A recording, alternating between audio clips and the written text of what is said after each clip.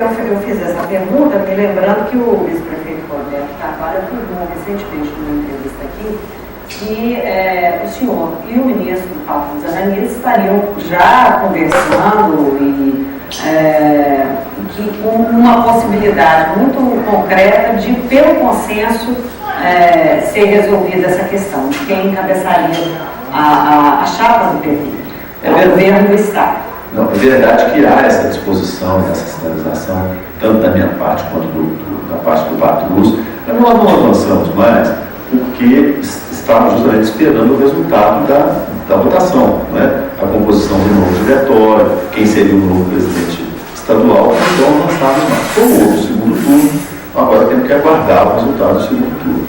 Mas eu continuo trabalhando com a ideia de que um acordo, um grande entendimento dentro do PT em torno dessa questão é possível e nós vamos sair unidos em 2010 para a campanha de governador e de presidente para eleger a nossa companheira Dilma Rousseff.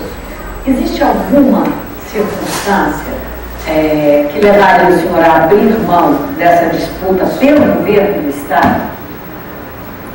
Existe, claro que existe. Eu estou acabando de sinalizar com um que eu acho que se o processo agora o processo de escolha de presidente estadual do partido não for favorável ao Reginaldo Lopes, isso pode claramente...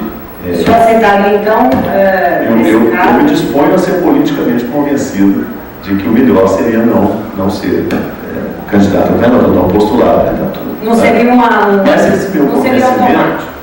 Sair do resultado, digamos que o candidato do ministro Paulo Zananini ganhasse esse segundo turno, o senhor está considerando não como uma decisão automática. Então, é Patrus que seria candidato, ou o contrário.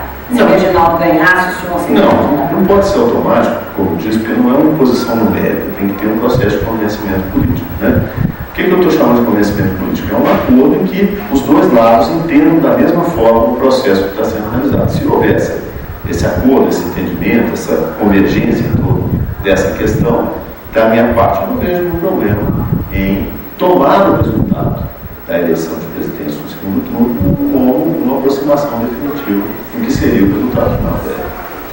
Nós vamos para um rápido intervalo e daqui a pouco a gente volta falando dessa composição, dessa possível aliança PT-PMDB. Muito bem.